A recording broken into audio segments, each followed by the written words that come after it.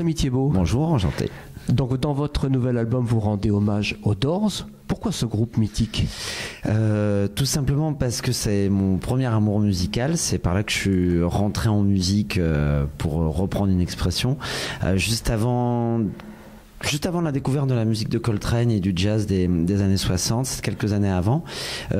Puis j'ai laissé ce répertoire de côté pendant beaucoup d'années parce que j'avais beaucoup de choses m'intéressaient d'abord dans la musique de jazz, que j'ai développé, que j'ai travaillé pendant quelques temps. Et après quelques albums en leader où j'ai été en quintette, en sextette, en large ensemble, j'ai eu envie de faire un album en quartet pour laisser plus libre part à ce que je travaille sur mon instrument, à ce que je travaille un peu tous les jours en fait, et puis pour avoir plus d'interaction et plus de liberté avec le groupe que j'ai depuis quelques années. Donc c'est poser la question du répertoire, et donc je voulais un répertoire on va dire qui me transcende vraiment, et en même temps qui m'appartiennent de façon plus intime. Et un peu de façon évidente, la question des Doors est revenue toquer dans un coin de mon esprit, et j'ai longtemps hésité parce que c'est un peu à la mode que le jazz aille chercher un peu les répertoires du rock, pop, etc. Ouais. Et bon, je respecte les démarches de tous ces artistes. La preuve, c'est que je fais la même chose aujourd'hui. Mais je voulais pas aller là-dedans parce que j'ai trop de choses. J'aime trop la musique de jazz pour faire ça comme un concept, on va dire. Donc j'étais très prudent avec cette idée. Puis en y réfléchissant, tous les jours finalement il y avait des mélodies des Doors qui me revenaient sous les doigts, et j'ai commencé à me dire je vais relever la musique note à note, voir exactement ce qui se passe. Et là il y a eu vraiment une symbiose hyper naturelle entre ce que je relevais et les idées que j'avais en moi, qui appartiennent plus du côté du jazz moderne ou coltranien, ou enfin tout ce que j'ai écouté et que j'aime. Et donc du coup les arrangements se sont faits quasiment naturellement, des compositions sont nées au travers de ce répertoire, et en plus je me suis aperçu après coup que les Doors étaient un groupe complètement fan de jazz, et notamment de la musique de Coltrane. Il y a Light My Fire est très inspiré des accords de My Favorite Things, notamment.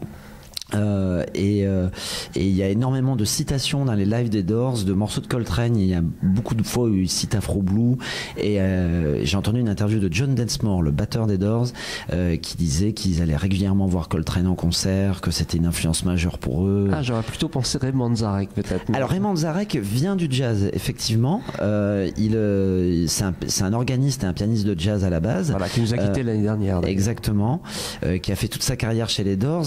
D'ailleurs, chose intéressante, c'est qu'après la mort de Morrison, les Doors ont fait quelques albums, pas beaucoup, mais ils ont continué à en faire, et leurs invités c'était Charles Lloyd par exemple.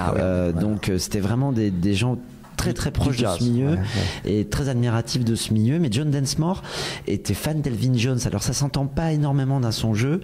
Par contre c'est quelqu'un qui connaissait cette culture, qui écoutait aussi les mêmes influences que Coltrane, à savoir la musique du début du XXe siècle, la musique française du début du XXe siècle, et surtout dans la démarche du jazz, pour arrêter de parler de Coltrane, mais on va dire du jazz qui moi me touche. C'est un jazz qui est libérateur, qui parle de rythme, qui parle qui a des ambitions spirituelles, et c'est vraiment l'ambition des Doors. Donc tout s'est mis d'une façon très naturelle. Disons que ça s'est bien enclenché, et que finalement la boucle est bouclée. Exactement. Alors avant de commencer cette interview, vous me parliez aussi du titre, Feast of Friends. Qu'est-ce que ça veut dire exactement? C'est un clin d'œil à tous les fans, parce que je suis un fan des Doors, vraiment. Donc en tout mon fan, j'ai lu tous les textes de Morrison, tous les poèmes de Morrison, et c'est une expression qu'il utilise de façon récurrente dans tous ses albums et dans ses poèmes. Et en gros, le festin d'amis, ça représente la vie, par opposition à la mort, d'une façon un peu symbolique, quel que soit le contexte. Donc du coup, pour ce quartet, qui sont en plus des amis de très longue date, je trouvais que le titre était bien approprié. Encore une bonne conjonction du mot des Doors et puis du titre de votre album. Mais justement, ça offre une belle transition pour la suite. Parlons-en de ces amis-là. Qui sont-ils? qui Adrien Chicot, déjà au piano, avec qui je travaille depuis maintenant 10 ans quasiment, qui était de toutes mes aventures, et qui a d'ailleurs sorti un brillant disque en trio récemment. Sylvain Romano, qui est un ami intime et un magnifique contrebassiste parmi pour moi les meilleurs de la scène européenne, voire mondiale, et avec qui je travaille depuis de longues années aussi. Et Philippe Soira, qui est un nouveau venu dans l'équipe, enfin ça fait le deuxième album qu'on fait ensemble, mais qui à mon avis de façon certaine restera avec nous pendant de longues années encore. Donc c'est vraiment une équipe qui connaît par cœur la musique de jazz et puis qu'on travaille ensemble depuis quelques temps. En tout cas une belle cohésion effectivement autour de ce répertoire, une belle idée. Est-ce que vous avez un site sur lequel on peut suivre votre actualité? SamyThibault.com. Voilà, je vais vous laisser le soin encore une fois de rappeler le titre de l'album et le label, votre label d'ailleurs sur lequel il sort. A Feast of Friends, et le label c'est Gaia Music Production. Merci beaucoup Samy Thiebaud. Merci à vous, au revoir.